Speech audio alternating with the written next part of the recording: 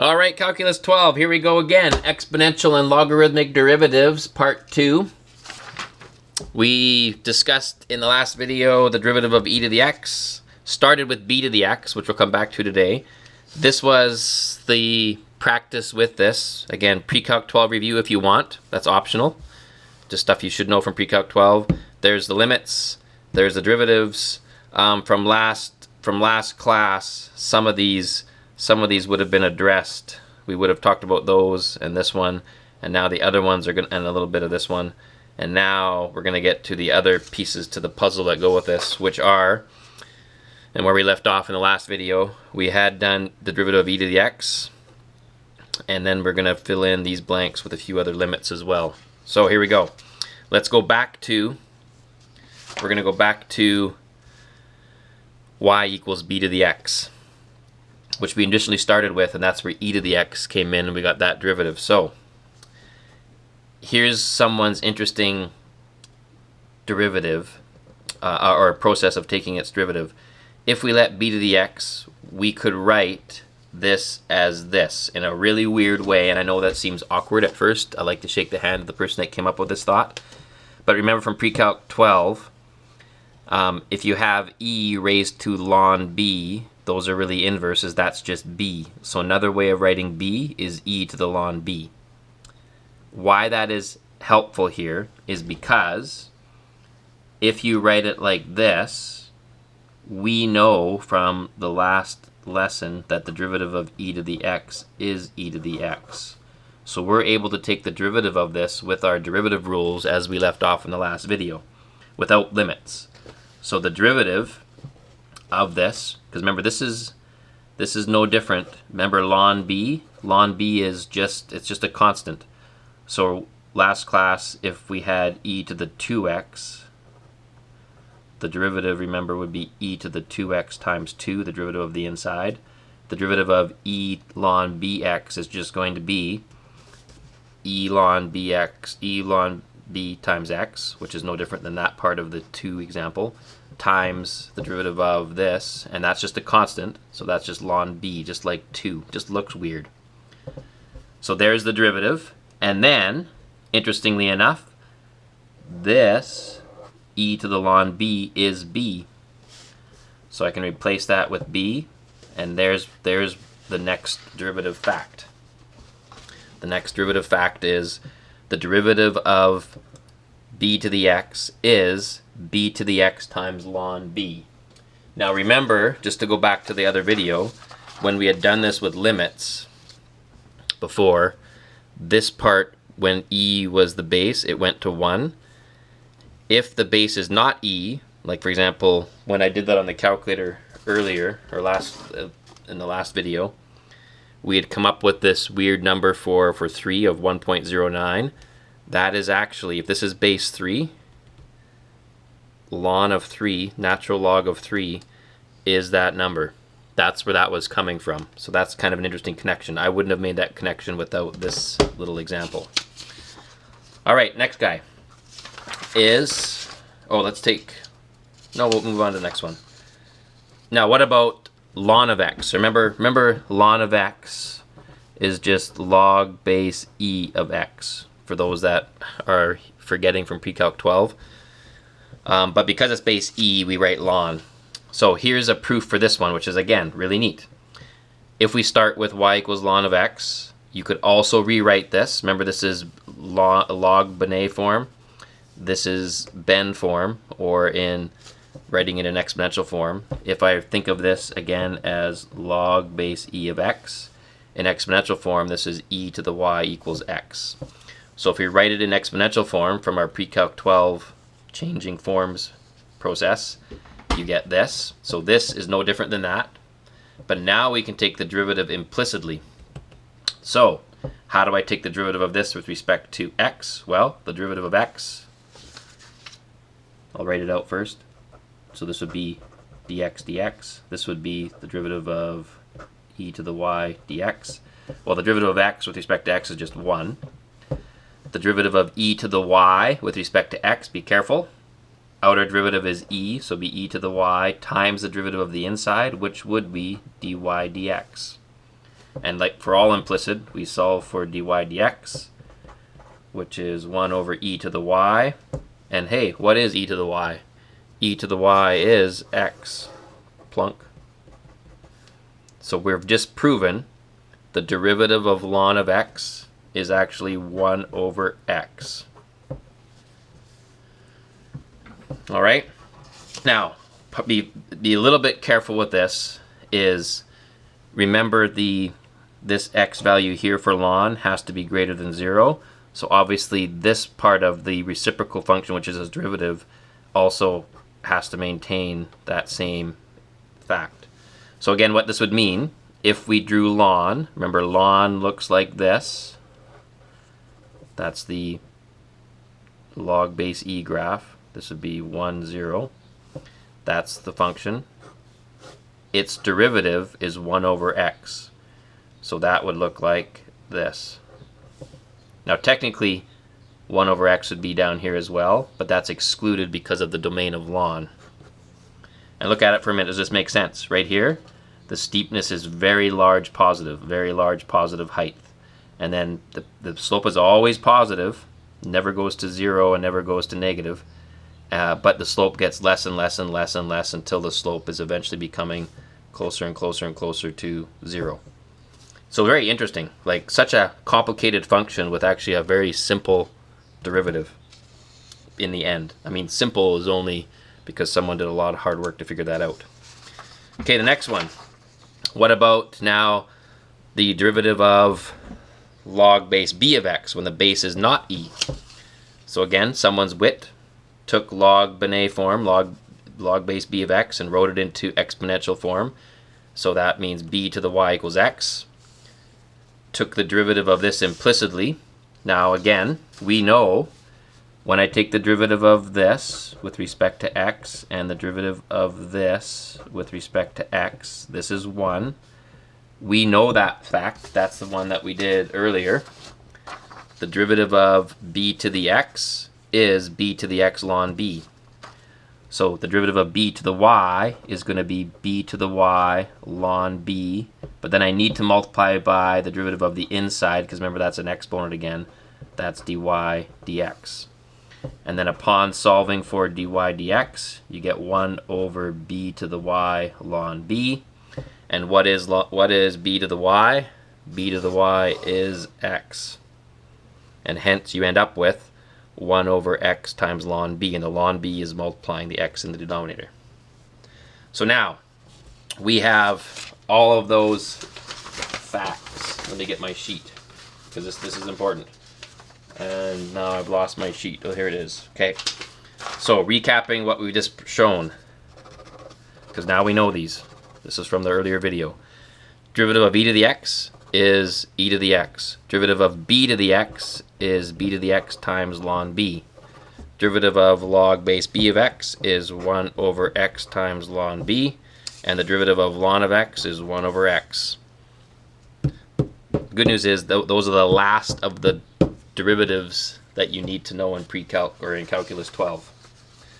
So let's go through some examples of taking derivatives with these, and then that'll be the end of this video, and then I'll put up the sheet again with all the practice that goes with it. So let's keep this sheet by our side. Keep that there. Again, that'll become part of your brain over time. So when I see the derivative, or y equals ln of x squared minus x plus 1, it's going to be linked to this. But I can see this is a chain rule, where this is the outer function, this is the inner function. So it's a chain rule. So then I say, okay, chain rule, way back when, is outer derivative. Well, the derivative of ln is 1 over the argument.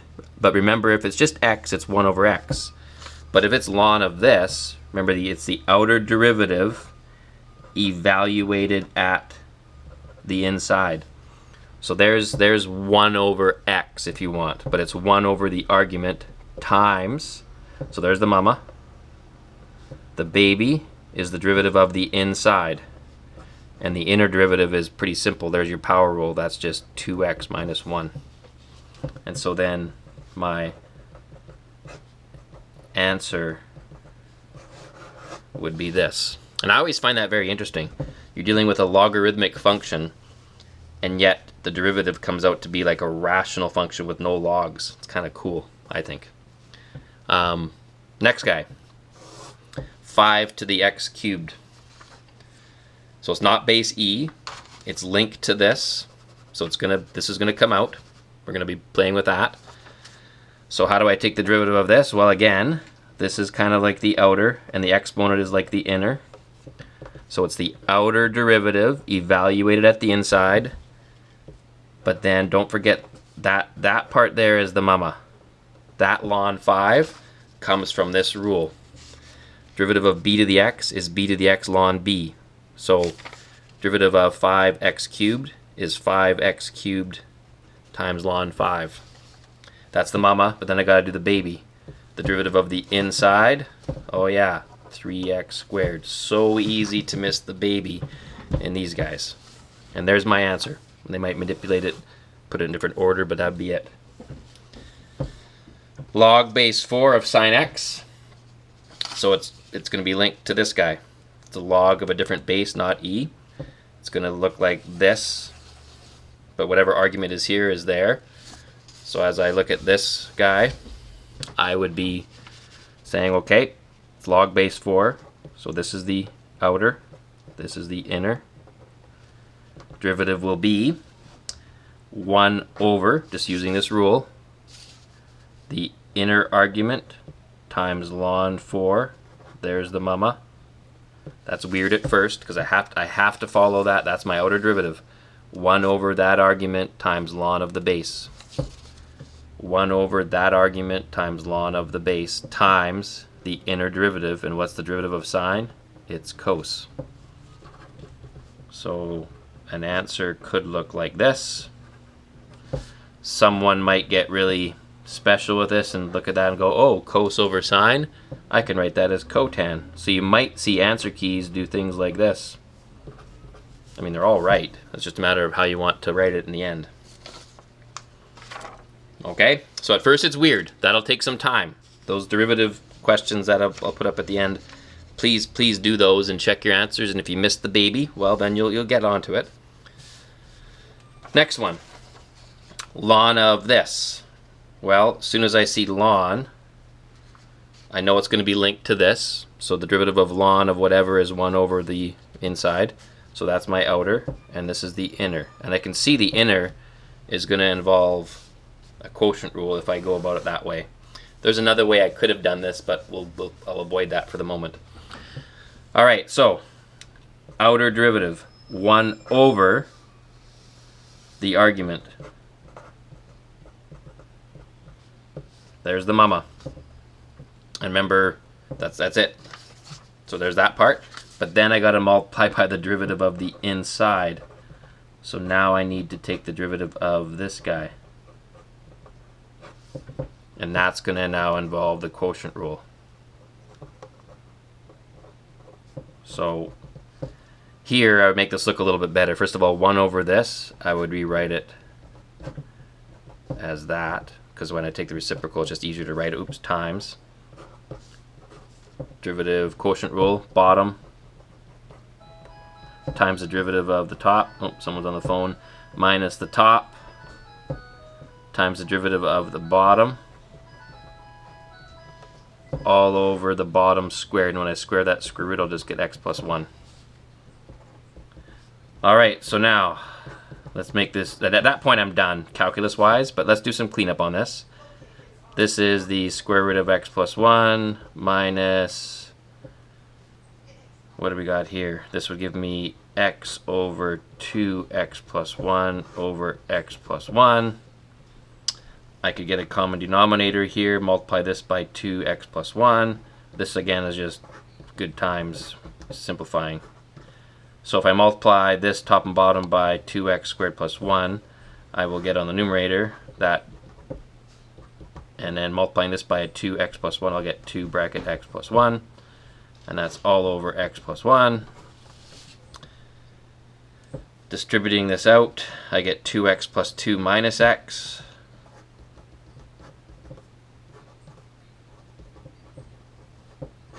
over 2 root x plus 1. I could even put this over 1 and think about this as a plus 1 like that. Again, I'm just having fun with simplifying. What happens there? This gives me, well, first of all, one thing I can see is this will cancel out with that. And my numerator, I get a x plus 2. And at the bottom, I get a 2x and an x plus 1. I think I got her there. Now, what I would personally do is, if I was really in doubt, I would go to Desmos and graph this function, graph the derivative with Desmos, type in my answer here, and see if they link together. And if they don't, then I know I've buggered up. All right, last one, or last 2 examples. Or no, I got a few more here to go. What's our timing? Okay, I know this is a longer one, but it's important.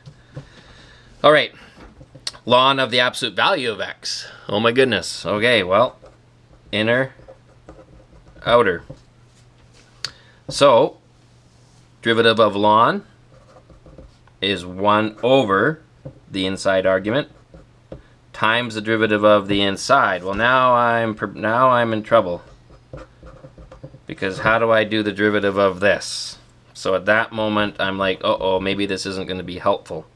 So what I might do, I might scrap that for the moment. I could work with this too, but I'm going to do something a little bit different.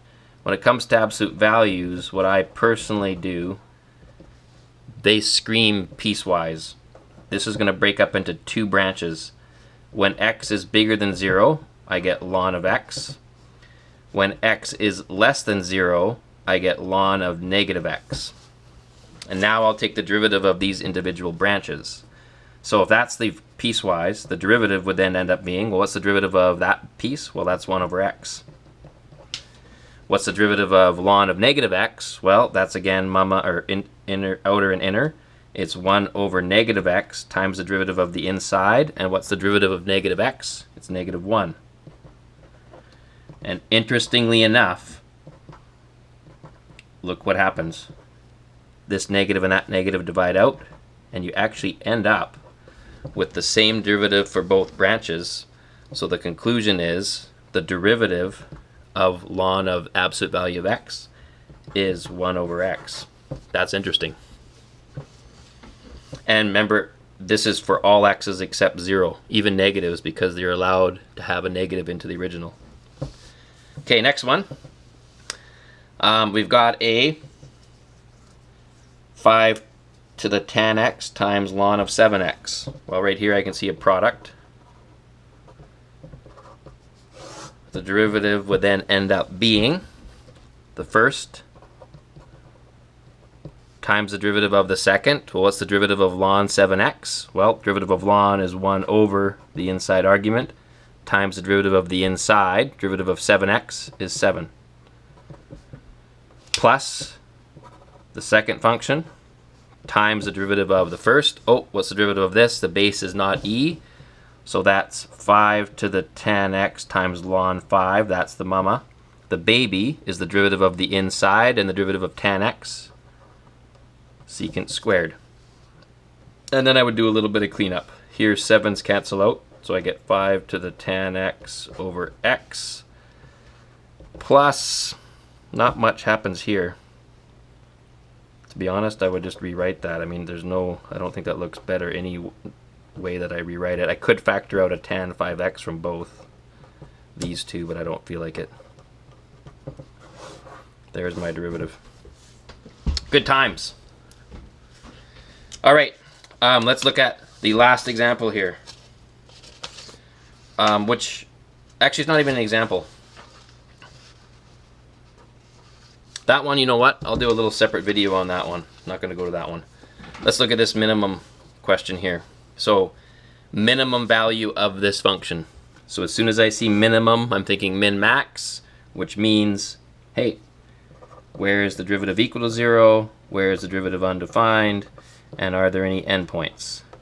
So obviously this invokes a number of things. First of all, thinking of endpoints, let's think of the domain of this. So first of all, from the numerator, x has to be greater than or equal to or greater than 0. The denominator x cannot equal 0. Well, that's already taken care of. So right away I know that the domain has to be everything bigger than 0. But because it's not equal to 0, there really are no endpoints because I don't have it's not going to 0. So there are kind of none. But I'll keep the domain in the back of my mind. Like, that domain is important. So if I get any numbers that are less than 0, I'll throw them away. Next thing I need is the derivative. So what's the derivative of this function? That screams quotient. So now let's take the derivative first of all. Let's do that down here.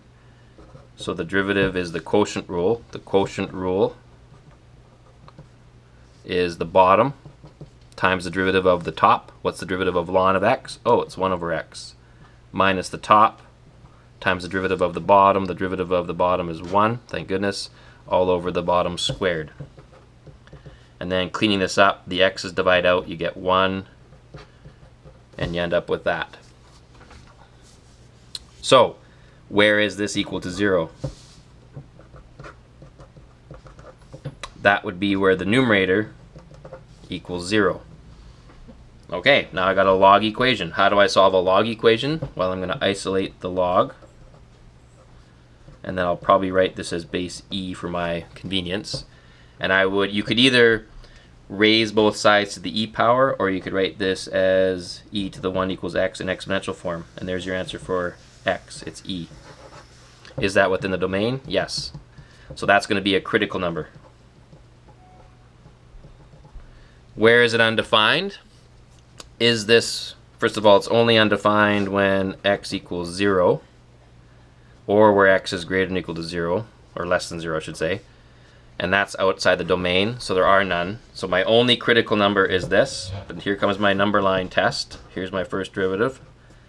I know 0 is kind of an end point. I mean, this is all restricted. It's done, like garbage. And then e here is a value of 0. Let's test my intervals. So here I'd probably plug in 1. I know that's less than e. Go back to my derivative. Here it is. What happens when I plug 1 into this? What's 1 minus ln 1 over 1 squared? Well, ln of 1 is 0, so I get 1 over 1, which is positive 1. This is positive, which meaning the slope's going up. And over here, I don't know, plug in whatever you want. Plug in like 20 million. So what's 1 minus ln of 20 million over 20 million squared? Well, first of all, ln of 20 million is a massive number. So 1 minus this massive number is a negative number. A negative number divided by that positive number is negative. And this then is going to end up being a maximum. That's interesting. So what I would be doing at that point would be making a quick little sketch of this, because right now it's asking for a minimum. I don't see any minimums, so now I'm kind of perplexed. I'm like, okay, did they try to trick me here? Ln of x divided by x. Let's graph it. No, it doesn't really have a minimum. There's a max here. This keeps going down and down and down. This goes down forever. So therefore, no minimums. Don't try to trick me, little question. There is a maximum, though, at x equals e. All right, so we're going to stop it there. I know this is a longer video. My apologies for that, but that's this is just the nature of exponential functions. The pages again, just to remind you of the practice that needs to go in. There's lots of practice. Optional at the top, limit practice, and then the derivatives. Like these are just really important. All right, have fun, and we'll talk to you soon.